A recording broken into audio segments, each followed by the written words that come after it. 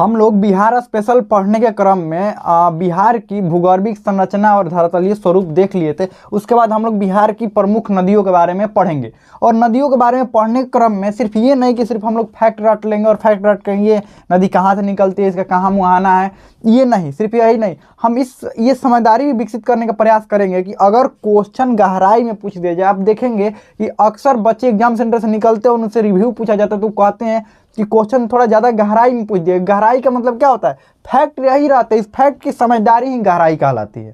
तो वही गहराई को समझने का प्रयास करेंगे कि बिहार की जो उत्तर बिहार की नदियां हैं और दक्षिण बिहार की नदियां, उत्तर बिहार की नदियां इतना अधिक मात्रा में बाढ़ क्यों लाती है और दक्षिण बिहार की नदी होते हुए भी दक्षिण बिहार में सूखा कैसे पड़ जाता है, और उत्तर बिहार की नदी का क्या ऐसा विशेषता है जिसके कारण इसमें सालों भर जल रहता है और इसमें सालों भर जल न रहकर सिर्फ वर्षा के दिनों में जल रहा था। ये सब पूरा बेहतरीन तरीका से पढ़ेंगे और एक दो डाउट क्लियर हम लोग करेंगे। कभी कभी आप देखते होंगे पढ़ने के क्रम में कि यहाँ से जो फल्गु नदी दिखाई जाती है बीचे में रोक दिया जाता है। कहीं कहीं आप देखिए किताब में यहाँ पर दिया है बीचे में यहाँ पर रोक दिया, गंगा नदी में नहीं मिला है, इसको भी बीचे में रोक दिया जाता है, इसको भी बीचे में रोक दिया जाता है। कभी कभी ऐसा देखिए कि बागमती जो नदी है ये बूढ़ी गंडक की सहायक न होकर बागमती को कोसी नदी का सहायक क्यों दिखाया जाता है, ऐसा क्या होता है, सारा वो भी डाउट हम लोग क्लियर करेंगे। तो चलिए शुरू करते हैं क्लासेस को। तो सबसे पहले ये बिहार का मैप है।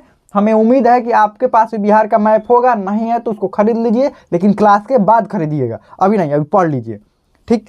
तो सबसे पहला जो सबसे प्रमुख और बड़ा नदी है, सबसे प्रमुख और बड़ा नदी देखने से पहले हम लोग को एक चीज़ और देखना पड़ेगा। बिहार का धरातलीय स्वरूप कैसा ऐसा है, ऐसा समझते हैं, ऐसा है, ऐसा मतलब एकदम पूरा ऐसा नहीं, एकदम ऐसे करके कि बीच में ऐसा, बीच में ऐसा है, ठीक, बीच में ये गड्ढा जैसा है, ये बीच में सीधा नहर जैसा है और दोनों तरफ से बिहार की जो दोनों तरफ से धरातल है वो उठा हुआ है।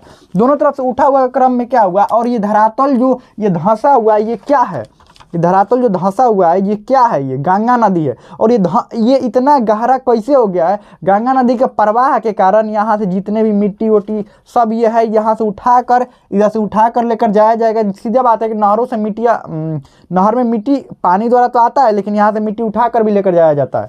तो इसी कारण से ये गड्ढा वाला क्षेत्र हुआ है और गड्ढा वाला क्षेत्र होने के कारण दोनों तरफ से नदियाँ आकर इस गंगा नदी में मिल जाती है, ठीक। और ये धंसा हुआ भाग है, दोनों तरफ उठा हुआ भाग है, इसीलिए ये नदियाँ आकर गंगा नदी में मिल जाती है। गंगा नदी जो है देखिए, ये ब्लू कलर से जो दिखाया गया है ये नदी गंगा नदी है। कौन सी नदी है? ये गंगा नदी है। गंगा नदी यूपी से प्रवेश करती है बिहार में, उत्तर प्रदेश से बिहार में प्रवेश करती है, ठीक। अब उत्तर प्रदेश से बिहार में प्रवेश करती है, लेकिन गंगा नदी यहाँ पर उत्तर प्रदेश से बिहार में प्रवेश करते हुए और बिहार के बाद ये पश्चिम बंगाल में प्रवेश कर जाती है, ठीक। गंगा नदी के बारे में इतना ही जानना है। अब देखिए दोनों तरफ की नदियाँ, उत्तर बिहार की नदियाँ और दक्षिण बिहार की नदियाँ, ये उत्तर है, ये कौन है? ये उत्तर, और ये नेपाल वाला क्षेत्र है, नेपाल, ठीक। और ये है दक्षिण बिहार, ठीक। और ये है झारखंड वाला क्षेत्र, झारखंड। मुख्यतः ये छोटा नागपुर के पठार इसके अंतर्गत आता है। इधर विंध्य पर्वत श्रेणी है, छोटा नागपुर के पठार के अंतर्गत ही आता है। बिहार के नदियों को दो भागों में हम लोग बांट कर पढ़ते हैं। आप धरातलीय स्वरूप के आधार पर बांटिएगा तो दो भागों में बांटिएगा। कैसे, कौन कौन? एक उत्तर बिहार की नदी, एक दक्षिण बिहार की नदी। और अगर ये इसका उद्गम स्थल के आधार पर अगर हम लोग बांटे तो उद्गम स्थल के आधार पर भी दो ही भाग हम बांटते हैं। एक हिमालय नदी है, ये नेपाल से निकलने वाली जितनी भी नदी है इसको हिमालयन नदी बोलते हैं, ये हिमालय से निकलती है। और इधर से निकलने वाली ये पठारी नदियाँ बोलते हैं, ये पठारी क्षेत्र से, इधर से भी पठारी क्षेत्र से नदियाँ निकलती है, ठीक। तो दो भागों में हम नदियों को बांट देते हैं, यानी कि नदियों को कितने भागों में बांटते हैं? नदियों को दो भागों में। पहला नदी हिमालयन नदी, ठीक। और उसके बाद आता है पठारी नदी में दो तरीके की नदियाँ हम लोग पढ़ेंगे। एक तो छोटा नागपुर के पठार से इधर से निकलने वाली, और इधर विंध्य पर्वत श्रेणी से निकलने वाली नदियाँ, पठारी नदियों में हम लोग पढ़ेंगे। और हिमालयन नदी में तो पता ही है, हिमालय की तरफ से निकलने वाली नदियों के बारे में पढ़ेंगे। अब कौन सी ऐसी विशेषता होती है कि दक्षिण बिहार की जो नदियाँ हैं ये इतनी नदी होते हुए भी दक्षिण बिहार में सूखा पड़ जाता है, और उत्तर बिहार में जो नदियाँ हैं उत्तर बिहार को पूरा डुबो देती है बढ़िया से, ऐसा क्या होता है? तो सबसे पहले उत्तर बिहार की बात करते हैं। उत्तर बिहार से जितने भी आने वाली सब नदियां हैं सब हिमालय से निकलती हैं और हिमालय के किसी न किसी पर्वत श्रेणी से निकलती है। और हिमालय से निकलने के क्रम में हिमालय बहुत ऊंचाई पर है और ऊंचाई पर निकलने के क्रम में ऐसे ऊंचाई पर कोई भी पानी यहाँ से करिएगा तो ये तेज हो जाता है, अब बहुत ज़्यादा तेज हो जाता है। जैसे ही मैदानी भागों में ये लोग ये प्रवेश करते थे, बिहार में मैदानी भागों में आ जाता है और एकदम तेजी से प्रवेश करता है। तेजी से प्रवेश करने के कारण इनका रास्ता खुद ही अपना रास्ता भटक जाते हैं। कोई भी चीज़ देखिएगा बहुत तेज करिएगा ना तब खुद ही रास्ता भटक जाइएगा। तो यहाँ पर ये नदियाँ खुद ही रास्ता भटक जाती है और रास्ता भटकने के क्रम में इसको कहा जाता है कि उत्तर बिहार की जो नदियाँ बहुत ज़्यादा मार्ग बदलती है।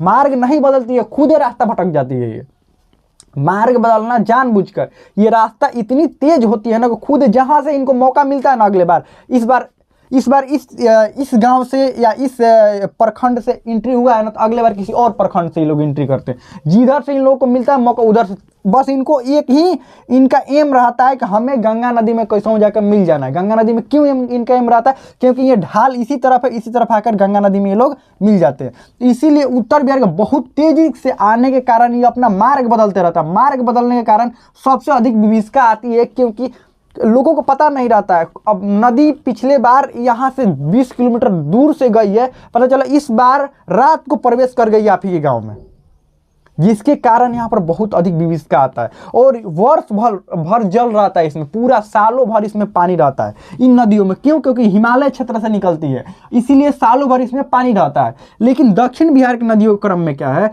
सबसे पहली बात इन नदियाँ जो हैं इसमें पानी कम रहता है। देखिए इस नदियों में पहली बात इतनी ऊंचाई से ये लोग आती भी नहीं है जितनी ऊंचाई से ये आती है, और दूसरी बात इसमें पानी कम रहता है। पानी क्यों कम रहता है? वर्षा के दिनों में सिर्फ पानी क्या होता है इसमें अधिक मात्रा में आता है। ऐसा क्यों होता है? क्योंकि जितनी भी सब नदियाँ ये सब पहाड़ों पर निर्भर है। इन नदियाँ कहाँ पर निर्भर है? पहाड़ों पर। पहाड़ पर जितना वर्षा वाला पानी आता है और या पहले से जो पहाड़ों के बीच बीच में भागों में पानी इकट्ठा रहता है वर्षा के कारण ही, पहाड़ों में पानी आएगा कहाँ से? और वर्षा के कारण जो कुछ भी इकट्ठा रहता है और वर्षा के दिनों में और पहाड़ों पर अधिक वर्षा होता है और उसी से वहीं से जो पानी निकलता है ना तो वही क्या बन जाता है, ये नदियाँ बन जाती है। और इसीलिए ये वर्षा के दिनों में सबसे अधिक पानी इन नदियों में रहता है। लेकिन ये नदियाँ जो है इन नदियों में भी जो पानी होता है, ये हिमालय बहुत बड़ा क्षेत्र है और बड़ा क्षेत्र होने के कारण यहाँ पर सालों भर, देखिए वर्षा का बहुत ज़्यादा स्टोर रहता है पानी का, और यहाँ पर सालों भर पानी क्या होता है इधर आता रहता है। कुछ ग्लेशियर भी पिघलते हैं,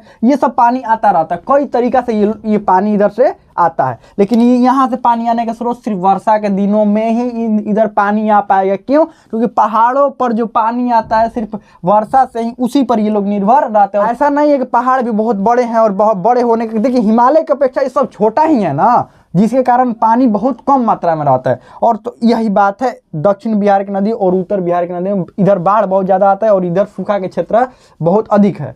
ठीक, चलिए अब एक और नदियों को देखते हैं। नदियों को देखने के क्रम में सबसे पहला जो नदी हम लोगों को यहाँ पर आता है, इस नदी को कहते हैं घाघरा नदी। घाघरा नदी, ठीक, घाघरा नदी को सरयू नदी बोलते हैं। और ये अयोध्या जो है यूपी का सबसे फेमस शहर अयोध्या इसी नदी के किनारे बसा हुआ है। और ये घाघरा नदी कहाँ से निकलती है? इसका उद्गम स्थल कहाँ है? नमपा श्रेणी। नमपा श्रेणी से ये निकलती है। कहाँ से? नमपा श्रेणी से निकलती है। यूपी होते हुए बिहार में बॉर्डर का निर्माण करती है। बिहार में किस चीज़ का निर्माण करती है? बॉर्डर का निर्माण करते हुए छपरा, जो कि सारण जिले में है। छपरा जो कि कहाँ पर है? सारण जिले में। और यहाँ पर आकर ये गंगा नदी में मिल जाती है। ठीक है, बीच में बॉर्डर का निर्माण करती है। नेक्स्ट नदी हम लोगों का इसका नाम है गंडक नदी। गंडक नदी, ठीक, गंडक नदी। अब ये गंडक नदी कहाँ से निकलती है? गंडक नदी जो निकलती है मध्य हिमालय से निकलती है। कहाँ से? मध्य हिमालय से निकलती है और आते समय यहाँ पर यूपी से कुछ दूर बॉर्डर का निर्माण करती है ये। और आते आते यहाँ पर आकर पहलेजा घाट, जो कि पहलेजा घाट के आसपास ये आकर गंगा नदी में मिल जाती है। पहलेजा घाट कहाँ पर? हाजीपुर। कहाँ पर? ये हाजीपुर। इधर ये पटना है, ध्यान रखिएगा, पटना इधर लिख भी देते हैं, ये पटना है। ठीक, ये पटना है। तो ये हाजीपुर में आकर यहाँ पर पहलेजा घाट के आसपास में मिल जाती है ये नदी, गंडक नदी। अब गंडक नदी की एक विशेषता देखते हैं। इधर है सारण, ठीक, इधर है सारण और इधर है वैशाली। तो सारण और वैशाली के बीच में बॉर्डर का जो निर्माण करती है यही गंडक नदी करती है। और इसके ऊपर होता है मुजफ्फरपुर, फिर ये सारण और मुजफ्फरपुर के बीच भी बॉर्डर का निर्माण यही गंडक नदी करती है। इस बात को आप ध्यान रखिए। पटना है ये, और इधर ये पटना है, ये सब ठीक, ये क्षेत्र सब पटना है। और पटना के ये उत्तर से गंगा नदी निकलती है। अब नेक्स्ट गंडक के बारे में बात कर लिए, ठीक। अब गंडक नदी भी अपना मार्ग बदलने में बहुत तेज है, ये बहुत ज़्यादा मार्ग बदलती है देखिए, लेकिन इसको थोड़ा सा कंट्रोल कर लिया जाता है क्योंकि उतना अधिक मात्रा में मार्ग नहीं बदलती जितना अधिक मात्रा में मार्ग ये कोसी नदी बदलती है। गंडक नदी के बाद एक आता है बूढ़ी गंडक, बूढ़ी गंडक, ठीक। ये नदी बूढ़ी गंडक है, ठीक। अब बूढ़ी गंडक कहाँ से निकलती है? यहाँ पर बूढ़ी गंडक सोमेश्वर की पहाड़ी, जब हम लोग पढ़ रहे थे ये सोमेश्वर श्रेणी है, ये कौन सा है? ये सोमेश्वर। तो सोमेश्वर श्रेणी यहाँ पर, तो सोमेश्वर श्रेणी भाग से ये निकलती है। निकलने के क्रम में यहाँ मुंगेर में आकर मिल जाती है। कभी कभी आपको यहाँ पर मुंगेर न लिखकर मुंगेर में आकर मिलती है। मुंगेर न लिखकर यहाँ खगड़िया आ जाए, ये जो बूढ़ी गंडक का गंगा में कहाँ पर प्रवेश होता है, तो यहाँ मुंगेर न लिखकर कभी कभी खगड़िया आ जाता है। खगड़िया क्यों आता है? देखिए यहाँ पर थोड़ा सा बात है, यहाँ पर हल्का सा मुंगेर यहाँ पर ऐसे ऊपर उठा हुआ है, जिसके क्रम में यहाँ पर आकर मिलता है हल्का सा। ये नदी अगर बूढ़ी गंडक नदी हल्का सा अगर मार्ग बदलती है तो खगड़िया है, ये ऊपर वाला क्या है? खगड़िया है ये। तो खगड़िया से कभी कभी प्रवेश कर जाती है यहाँ पर। तो यहाँ पर लेकिन मैक्सिमम टाइम ये मुंगेर से ही प्रवेश करती है, मुंगेर वाले क्षेत्र में ही गंगा में प्रवेश करती है। तो इस बात को ध्यान रखिए, कभी खगड़िया आ जाए तो बूढ़ी गंडकी खगड़िया। अब देखिए बूढ़ी गंडकी, देखिए उत्तर बिहार की नदियों को इतना मार्ग बदलने वाला क्यों कहा जाता है? मार्ग बदलने वाला क्यों कहा जाता है? इसलिए कहा जाता है ना कि देखिए बूढ़ी गंडकी नदी गंडक नदी की ही एक जलधारा थी, आज ये देखिए अलग हो गई है। समझ रहे हैं? इतना ये लोग मार्ग बदलते हैं, और मार्ग बदलते बदलते अलग कई को छोटी छोटी नदियां इनमें आकर मिलती है, जिसमें से एगो ये प्रमुख नदी है बागमती नदी, बागमती नदी, ठीक। बागमती, इसका भी थोड़ा सा कहानी देख लीजिए। बागमती नदी हम दिखाए हैं कि यहाँ पर बूढ़ी गंडक की सहायक नदी है। कहीं आप पढ़िएगा कि बागमती को कोसी नदी की सहायक नदी दिखाया गया। बागमती भी रास्ता बदल देती है, बागमती भी इधर आता है तो रास्ता कभी इधर आकर इसमें कमला नदी में मिल जाएगी, कभी कभी कहाँ मिल जाती है? कमला नदी में, कभी आकर यहाँ कोसी नदी में मिल जाएगी, कभी बूढ़ी गंडक में मिल जाती है। मैक्सिमम टाइम ये बूढ़ी गंडकी में मिलती है, इसलिए बागमती को बूढ़ी गंडकी नदी के सहायक नदी कहा जाता है। आपको ये नहीं लग रहा है कि हम बहुत ज़्यादा आपको कंफ्यूज कर रहे हैं ऐसे करके कि ये बताकर ये ऐसे नहीं ऐसे होता? नहीं, कन्फ्यूजन नहीं, कन्फ्यूजन दूर हो रहा है। अगर ऑप्शन में आए तो आप कैसे सही टिक करिएगा। मुंगेर वाला भी थोड़ा कन्फ्यूजन था तो इसको भी दूर कराया गया कि खगड़िया या मुंगेर ऑप्शन आएगा तो मैक्सिमम टाइम मुंगेर ही ऑप्शन टिक करना है, ठीक है। आगे बढ़ते थे, बागमती नदी है, ये भी हिमालय रेंज से ही निकलती है। बागमती के बाद आता है कमला नदी, ठीक। ये कौन सी नदी है? ये कमला नदी, ठीक है। कमला नदी है, ये सहायक नदी है कोसी नदी की। अब कोसी नदी के बारे में एक्चुअल बात कर लेते हैं, कोसी नदी के बारे में। देखिए कोसी नदी में जितने भी, चाहे यहाँ पर सुपौल हो गया या यहाँ मधेपुरा हो गया, चाहे ये समस्तीपुर हो गया, अंतिम में यहाँ पूर्णिया में आकर मिल जाती है यहाँ पर। तो ये जो बीचों बीच से प्रवेश करती है सुपौल, ये देखिए ऊपर वाला सुपौल हिस्सा है, ये सुपौल हो गया, मधेपुरा हो गया और ये समस्तीपुर हो गया। ये सीधा इन जिलों में प्रवेश करती है, एकदम बीचों बीच इन जिलों से प्रवेश करती है। तो आप देखिएगा इधर जिला को साइड में बॉर्डर बना रही है, इधर बॉर्डर, लेकिन यहाँ नहीं, बीचों बीच प्रवेश करती है। अब दिक्कत ये होता है, कोसी नदी को बिहार का शोक नदी कहा जाता है, बहुत ज़्यादा मार्ग बदलने वाली नदी कहा जाता है। क्यों मार्ग बदलने वाली नदी कहा जाता है? ये नदी खुद ही नहीं इसको पता होता है कि हमको अगले बार कैसे जाना है, बस ये पता है कि हमको गंगा नदी में आकर मिलना है। क्यों पता है? क्योंकि ढलान इतना है कि गंगा नदी में ना मिलिएगा तो आप कहाँ मिलिएगा? कहीं और आपके पास ऑप्शनों नहीं ना है। ये सारी नदियाँ इसलिए गंगा नदी में मिलती है, कोई और ऑप्शन नहीं है इनको जाने के लिए कहीं पर भी, ठीक। खुद इसको कोसी नदी को, कोसी अब निकलती कहाँ से पहले ये देख लेते हैं। ये कोसी नदी है, सप्तकोशी से निकलती है, सप्तकोशी 7 गो जलधाराएं मिलकर कोसी का निर्माण करती है। और कोसी, ये ध्यान रखिएगा, कोसी नदी और कोसी नदी इतना अधिक मार्ग बदलती है, इतना मार्ग बदलेगी, मतलब इस बार इस जिले से यहाँ पर इस जिले के हिस्सा से गई है तो अगले बार यहाँ से जाएगी, अगले बार यहाँ से, इतना अधिक मार्ग बदलते पता नहीं रहता है लोगों को ना कि अगली बार कोसी हमारे तरफ आएगी कि कहीं और जाएगी, उनको नहीं। इसीलिए मिसमैनेजमेंट हो जाता है और कुछ तो लापरवाही भी होती है। नहीं तो इतना अधिक बाढ़ को रोका जा सकता था, थोड़ा कम बाढ़ आता लेकिन थोड़ा कम बाढ़ आ जाता। ठीक, अगला देखते हैं हम लोगों का, यहाँ पर कोसी नदी के बारे में देख लिए, यहाँ पर पूर्णिया में आकर मिलती है, कहाँ पर, पूर्णिया में आकर मिल जाती है। ठीक है, अगला देखते हैं, ये महानंदा है, महानंदा, इसी के नाम पर वो ट्रेन चलती है, पता है ना। और ये कोसी के नाम पर ही इस रेंज का नाम पता है क्या रख दिया गया है, परमंडल बिहार में 9 गो है जिसको डिवीजन बोलते हैं। इस डिवीजन का नाम कोसी ही रख दिया गया है, जिसमें 3 गो जिले आते हैं। कौन कौन जिला आता है, यहाँ ये समस्तीपुर हो गया, यहाँ पर बीच में हो गया मधेपुरा, और ये हो गया सुपौल, ये 3 गो आते हैं इसको कोसी। बाकी तो ये पूर्णिया रेंज है, इसको पूर्णिया डिवीजन, आप डिवीजन कहिए, पूर्णिया डिवीजन, पूर्णिया परमंडल है, इसको कोसी बोलते हैं। ये पूरा तबाही 3 गो जिले में एकदम बढ़िया से एकदम तबाही मचाता है, इतना तबाही हो सकता है। ठीक, तो यहाँ महानंदा, और महानंदा यहाँ कटिहार में आकर मिलती है। और महानंदा देखिए, महानंदा निकलती कहाँ से, महानंदा से महाभारत, याद रखिएगा महाभारत। तो महाभारत श्रेणी से ये क्या होती है, निकलती है, कहाँ से, महाभारत श्रेणी से ये निकलती है। चलिए नेक्स्ट आगे हम लोग देखते हैं दक्षिण बिहार की नदियों के बारे में। यहाँ तक कोई डाउट दिक्कत नहीं होगा, दक्षिण बिहार की नदियों के बारे में अब हम लोग देखते हैं। उत्तर बिहार की इतनी प्रमुख नदियाँ थी, कभी कभी आपको बालन नदी आपको देखने के लिए मिलता है, कमला बालन नदी, बालन, ये सब छोटा छोटा नदी है, दूसरे में जाकर मिल जाता है। तो इन नदियों के बारे में हम लोग नहीं, नदियाँ मतलब क्या, पहाड़ से निकलने वाली जलधारा को नदी कह देते हैं, सिंपल सी बात है। तो चलिए आगे बढ़ते हैं। तो इन आगे बढ़ने के क्रम में हम लोग को सबसे पहला और 1-2 बात और देखिए, ध्यान रखिएगा, ये सब उत्तर बिहार की नदियों का क्रम आपसे पूछा जाएगा, आपसे पूछा जाता है क्रम आपसे, पश्चिम से लेकर पूरब के क्रम में बताइए, या पूरब से लेकर पश्चिम के क्रम में बताइए। मेजर बिहार में 3 गो नदी है, कोसी, गंडक और सोन नदी। लेकिन इधर से अगर पूछा जाएगा क्रम, आपसे पूछा जाएगा उत्तर बिहार की नदियों का क्रम पूछा जाएगा, तो क्रम में आप सबसे पहले कौन सा नदी, यहाँ पर घाघरा नदी, ध्यान रखिए घाघरा नदी, यहाँ पर घाघरा नदी को सरयू नदी बोला जाता है, सबसे पहले घाघरा नदी, गंडक, बूढ़ी गंडक, यहाँ पर बागमती को छोड़िए, बागमती नहीं रहेगा तो फिर ठीक, बागमती, कमला, कोसी और महानंदा, याद रखिएगा क्रम पूछा जाता है आपसे।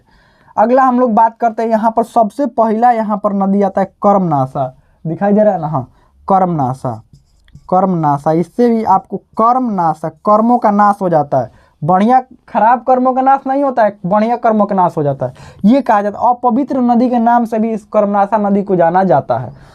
ये अब ये देखिए, ये विंध्य पर्वत श्रेणी से निकलती है और हल्का सा बिहार में यहाँ पर टच करती है, जिला में यहाँ नहीं कुछ एंट्री करती है, हल्का सा टच करके फिर बाहर निकल जाती है उत्तर प्रदेश, और फिर यहाँ से बिहार से बॉर्डर बनाते हुए चौसा में आकर मिल जाती है।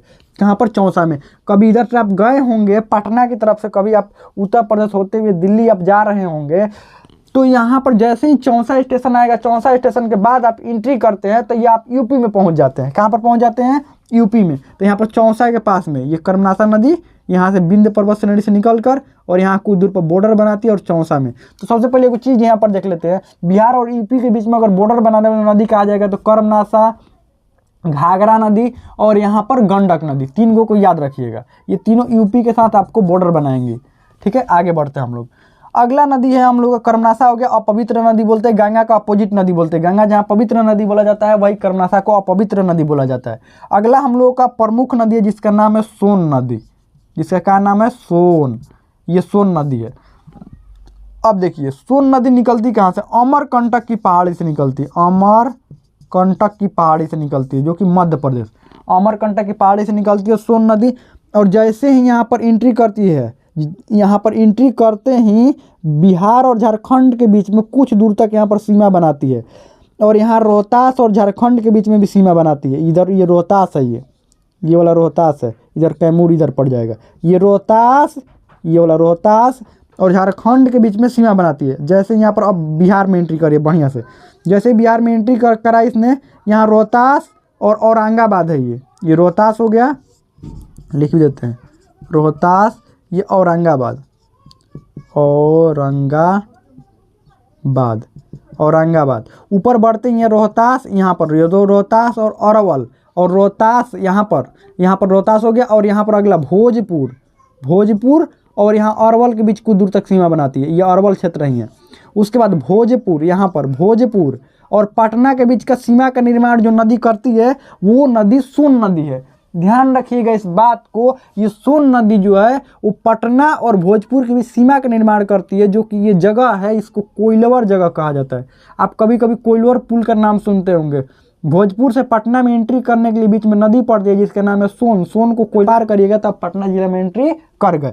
और यहाँ पर आपको अगर कहीं कहीं आपको ये भी मिलता है कि सोन नदी जो है यहाँ एक्चुअल रूप से कोइलवर में ही एंट्री करती है, गंगा नदी में मिलती है। कहीं कभी कभी आपको दानापुर आ जाएगा तो आप दानापुर को भी क्या कर दीजिएगा, ठीक है, कर दीजिएगा, लेकिन एक्चुअल कोइलवर में ये गंगा नदी में मिल जाती है। ठीक, अब यहाँ ये पटना शहर बसा हुआ है, तो पटना शहर कहा जाता है कि 3 नदियों के संगम पर बसा हुआ है। और ये सोनपुर है, सोनपुर का मेला यहीं लगता है। गंडक नदी हो गया और गंडक नदी के ठीक यहाँ पर बगल में पश्चिमी हिस्सा में ये सोनपुर है और यहीं पर सोनपुर का मेला लगता है, पटना के उस तरफ। ठीक, अब पटना 3 नदियों का संगम, इधर सोन, इधर गंडक और इधर पुनपुन। ये पुनपुन नदी के बारे में बताएंगे। ये 3 नदियों के संगम पर बसा हुआ है पटना। और इधर से अब अगला वाला पुनपुन नदी है। ये कौन सा, पुनपुन नदी, ठीक है। और पुनपुन नदी ये कहाँ से निकलती है, झारखंड से निकलती है। झारखंड के चौराहा पहाड़ी, चौराहा पहाड़ी से निकलती है। ठीक है, अब देखिए यहाँ पर लिखे भी होंगे, देखिए पुनपुन चौराहा पहाड़ी। तो झारखंड के चौराहा पहाड़ी से ये निकलती है और यहाँ से आप आकर यहाँ पर फतुहा में मिलती है। पटना के हल्का सा आगे, यहाँ पर पटना में हल्का सा आगे यहाँ पर फतुहा है। ठीक, तो ये फतुहा में आकर गंगा नदी में मिल जाती है। आपसे ये क्वेश्चन में पूछा गया था। अगला है पुनपुन के बाद फल्गु नदी है। फल्गु नदी भारत का सबसे बड़ा रबर डैम जो है इसी फल्गु नदी पर बना हुआ है। फल्गु नदी, ये फल्गु नदी को निरंजना नदी भी कहा जाता है। निरंजना नदी कब कहा जाता था, ये पहले कहा जाता था निरंजना नदी। महात्मा बुद्ध को ज्ञान यहीं पर प्राप्त हुआ है, पीपल वृक्ष के नीचे। आप पढ़े होंगे कि निरंजना नदी के तट पर पीपल वृक्ष के नीचे महात्मा बुद्ध को ज्ञान प्राप्त हुआ है। ये वही फल्गु नदी है, वही निरंजना नदी जिसको फल्गु और निरंजना नदी दोनों कहते हैं। इसी नदी के तट पर पिंडदान किया जाता है, बहुत सारे धार्मिक कार्यक्रम किया जाता है, बहुत सारा मेला भी लगता है। तो यही फल्गु नदी है। ठीक, धार्मिक महत्व इसका फल्गु नदी का थोड़ा ज़्यादा ही है। तो अब फल्गु नदी, कभी कभी फल्गु नदी देखिएगा कि कभी कभी ऐसे बनता है तो यहीं पर छोड़ दिया जाता है, ऐसे करके यहीं पर, चलो फल्गु नदी यहीं पर। देखो फल्गु नदी के साथ दिक्कत क्या है, इसकी एक गो जलधारा आकर पुनपुन नदी में मिल जाती है, ये एक गो जलधारा कहीं और मिल जाती है। कभी कभी ऐसा होता है कि फल्गु नदी अब तो सूख रही है, पूरा अब सूख गई है, गंगा में मिलने का संभावना भी बहुत कम है इसको। लेकिन अगर पानी ठीक ठाक ज़्यादा होता है, वर्षा ज़्यादा हो जाता है, तो फिर गंगा में यहाँ पर मोकामा के पास आकर मिल जाती है। ठीक है, गंगा में यहाँ पर फल्गु नदी मिल जाती है। इतना ये धार्मिक दृष्टि से थोड़ा इंपॉर्टेंट है। अगला है किउल नदी, उतना इंपॉर्टेंट नहीं है, लेकिन ध्यान रखिए किउल नदी अजय नदी है। इधर वाली अजय और किउल, किउल नदी और ये अजय नदी, याद रखिएगा अजय नदी। ये हम लोग दक्षिण बिहार की प्रमुख नदियों के बारे में समझ लिए और थोड़ा जान भी लिए नदियों के बारे में। और एक और बात, तो यहाँ पर बॉर्डर जो मेन बॉर्डर था, बॉर्डर भी हम लोग देख लिए। अब थोड़ा सा आप याद कर लेते हैं, कैसे इसको याद करेंगे, याद कर लेते हैं। इसको स्क्रीनशॉट है तो मन है तो स्क्रीनशॉट आप ले लीजिए, ठीक, और नहीं तो आगे बढ़ते हम लोग। इसके नहरों के बारे में भी देखेंगे और प्रमुख नदी घाटी परियोजनाओं के भी बारे में देखेंगे। नदियाँ, नदियों का उद्गम केंद्र और मुहाना जिसको संगम बोलते हैं, कहाँ पर ये मिलती है। तो गंगा नदी का उद्गम स्थल आपको बताएं थे गंगोत्री, और बंगाल की खाड़ी में ये जाकर गिर जाती है। ठीक, मुहाना है, बंगाल खाड़ी जाकर गिर जाती है वहाँ पर। गंडक, गंडक नदी मध्य हिमालय से निकलती है। क्या बताते हैं, यहाँ से मध्य हिमालय से निकलती है और पहलेजा घाट के आसपास ये मिल जाती है। पहलेजा घाट कहाँ पर हम बताए थे, हाजीपुर। ठीक, कहाँ पर, हाजीपुर। अगला घाघरा नदी है, नंपा श्रेणी से निकलकर छपरा में आकर मिल जाती है गंगा नदी में। छपरा कहाँ पर है, सारण में है। अगला बूढ़ी गंडक नदी, ठीक, बूढ़ी गंडक नदी सोमेश्वर श्रेणी से निकलकर मुंगेर में आकर मिल जाती है। और बूढ़ी गंडक एक सहायक नदी जिसको बताते हैं, जिसका नाम है बागमती। ठीक, अगला कोसी नदी। कोसी नदी को क्या हमने बताया था, कोसी बहुत अधिक मार्ग बदलती है। मार्ग तो सारी नदियाँ बदलती है, लेकिन कोसी इसमें से प्रमुख है। और बाढ़ विभीषिका लाने का सबसे प्रमुख कारण बिहार में ये कोसी नदी है। और 3 वो जिला बताए थे, ऊपर वाला इसका नाम था सुपौल था, मधेपुरा था और समस्तीपुर था। ठीक है, और ये निकलती कहाँ, सप्तकोशिकी, और आकर मिल जाती है पूर्णिया में, आकर मिल जाती है गंगा नदी में। ठीक, अगला है यहाँ पर महानंदा। ठीक, महानंदा सबसे यहाँ पर इधर वाली सबसे आपको पूर्वी नदी है महानंदा। और महानंदा कहाँ से, महाभारत श्रेणी से निकलती है और कटिहार में आकर गंगा नदी में मिल जाती है। अब दक्षिण बिहार की नदियों को देखते क्रम में हम लोग देखेंगे। सबसे पहला सोन नदी, तो अमरकंटक मध्य प्रदेश के पहाड़ियों से निकलती है। कोइलवर या आपको दानापुर रहेगा तो दानापुर में आकर गंगा नदी में मिल जाती है। सोन नदी कई जिलों के बीच में यहाँ पर बॉर्डर का निर्माण करती है, रोहतास औरंगाबाद, रोहतास अरवल, और भोजपुर अरवल और भोजपुर पटना। ठीक, आगे बढ़ते हैं। कर्मनाशा नदी के बारे में देखते हैं। तो कर्मनाशा नदी यूपी और बिहार के बीच में बॉर्डर का निर्माण करती है और फिर यहाँ पर चौसा में आकर, यहाँ पर विंध्य पर्वत श्रेणी से निकलकर चौसा में आकर मिल जाती है। अगला पुनपुन नदी। पुनपुन नदी के बारे में नेक्स्ट वाला देखें तो हम लोग पुनपुन नदी ये चोरहा पहाड़ी से निकलती है और फतुहा में आकर, पटना के थोड़ा सा आगे फतुहा है, फतुहा में आकर ये क्या होती है, गंगा नदी में मिल जाता है। अगला फल्गु नदी। फल्गु नदी धार्मिक महत्व से बहुत ज़्यादा ये इसका है, छोटा नागपुर के पहाड़ों से निकलती है। ये इधर सब छोटा नागपुर के पहाड़ी छोटा नागपुर के ये पठार ही है, सब छोटा नागपुर के क्या है, ये पठार ही है। और मिलती कहाँ पर है, मोकामा घाट में जाकर मिल जाती है। और बिहार के प्रमुख नदी घाटी परियोजनाओं के बारे में थोड़ा सा हम देख लेते हैं। नदी घाटी परियोजनाएं हैं और परियोजनाओं के क्रम में हम लोग नहरों के बारे में देखेंगे। बिहार की प्रमुख नहर। नदी घाटी परियोजनाएं क्यों बनाई जाती है? ये नदी घाटी परियोजनाएं जो बहुउद्देशीय परियोजनाएं होती है। इसका कई उद्देश्य होता है। क्या क्या? सबसे पहला जो उद्देश्य होता है, बाढ़ को रोकना, कि कहीं अनियंत्रित पानी होकर बाढ़ ना आ जाए। सबसे पहला बाढ़ को रोकना। दूसरा, उस बाढ़ के पानी को, अगर बाढ़ के पानी हम रोक देंगे, मान लीजिए नदी जा रही है, ठीक है, और बाढ़ का पानी यहाँ पर रोक देंगे तो इस क्षेत्र में तो बाढ़ आ जाएगा ना जी। अगर इस पानी को कहीं और डाइवर्ट हम नहीं करेंगे तो यहाँ रोक देंगे बांध बनाकर, ज़्यादा पानी इधर ना जाए, तो ये सब पूरा जलमग्न क्षेत्र हो जाएगा। जितना इधर जलमग्न होना चाहिए तो उतना ही सेम इधर हो जाएगा। फिर बांध बनाने का कोनो फायदा होगा? अगर हम एक उदाहरण लेते हैं कि जितना पानी इधर आता है और इधर जलमग्न करता है, उतना पानी इधर रखिएगा तो इधर भी जलमग्न हो जाएगा क्षेत्र। तो इसके लिए क्या किया जाता है, यहाँ से बांध बनाने के क्रम में नहरों को निकाला जाता है। क्या किया जाता है, नहरों को निकालकर और इधर जहाँ जहाँ पानी नहीं पहुँच पा रहा है उधर सिंचाई की व्यवस्था के लिए खेतों तक पानी पहुँचाया जाता है। तो नहर निकालना, सबसे पहले बाढ़ को रोकना और उस पानी से नहर निकालना। साथ में मत्स्य पालन भी यहाँ पर किया जाता है और इस डैम पर बिजली उत्पादन का भी काम किया जाता है।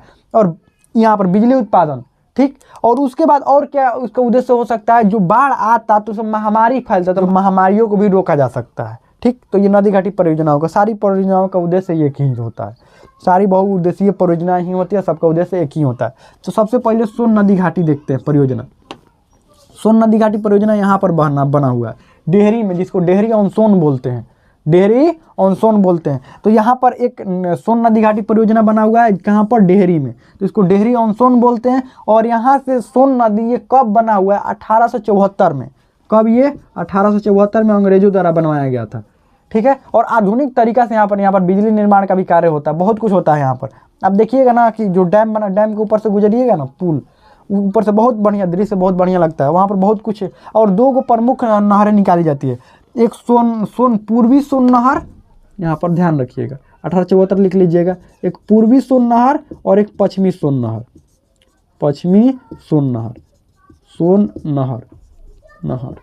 तो यहाँ पर औरंगाबाद, देखिए कहाँ कहाँ सिंचाई होता है, यहाँ से रोहतास, औरंगाबाद, भोजपुर, यहाँ पर कैमूर के कुछ क्षेत्र, ये सारे जगहों पर सिंचाई का जो औरवल, इस सिंचाई का सबसे बड़ा साधन यहाँ नहरों, जो भी वहाँ पर उनके खेतों में, किसानों के खेतों में पानी जाता है तो कौन से नदी से जाता है, सोन नदी का सब पानी होता है। इस बात को ध्यान रखिएगा। अगला बढ़ते हम लोग गंडक नदी की तरफ में।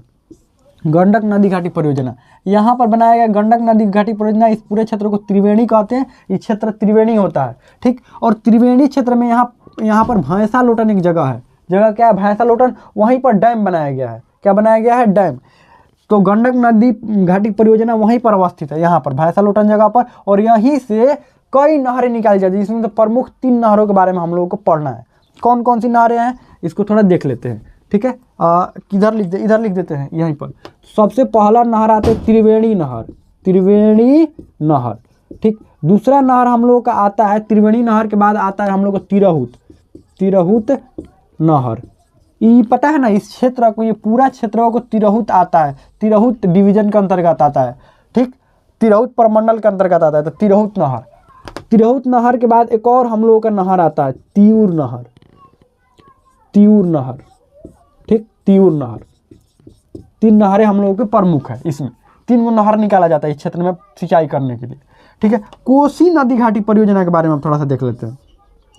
और एक बात, यहाँ पर इसकी भी कई उद्देश्य हैं यहाँ से नहर निकालने के लिए, लेकिन गंडक नदी पर कितना भी नहर बाढ़ इधर आ ही जाता है। कोसी नदी घाटी परियोजना, इस पर भी बांध बनाया गया है। ऐसा मत सोचिएगा कि इस पर बांध नहीं बनाया गया है और यहाँ पर कोई कुछ व्यवस्था ही नहीं है। कोसी पर कितना भी बांध बना लीजिए, इधर एंट्री करने के बाद ये तो विभीषिका ला ही देती, कितना भी बांध बनाएंगे उससे कोनो उसको फर्क नहीं पड़ने वाला है। ठीक, कितना भी यहाँ पर बांध बना लीजिए। तो कोसी से भी नहरें कुछ गुजरती है, जिसका नाम है 3 गो प्रमुख नहरें है।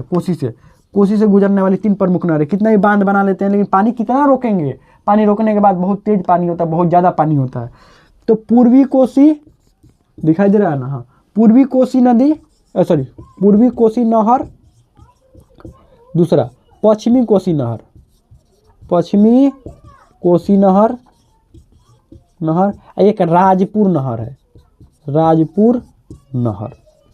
तो ये नहरें हैं। ठीक, तो ये हम लोगों का हो गया, इतना कुछ हम लोगों ने समझ लिया। तो और एक बात, इस समझने के क्रम में ये भी आपको समझ में आया होगा कि यहाँ पर बहुत अधिक मतलब प्रयास करने की ज़रूरत है बिहार को, उत्तरी बिहार को बाढ़ से बचाने के लिए, क्योंकि नदियाँ ही इतनी खतरनाक है कि वो कब कौन सा रास्ता बदल लेंगी पता ही नहीं चलेगा। तो हमें लगता है कि इतना कुछ आपको समझ में आएगा। स्क्रीनशॉट लेना है तो स्क्रीनशॉट ले सकते हैं, और हम लोग अगले वीडियो में कुछ अगला नया टॉपिक हम लोग देखेंगे। तो हमें लगता है समझ में आ गया होगा, और कोई भी अगर डाउट रह रहा हो तो आप कमेंट में अपना डाउट पूछ सकते हैं।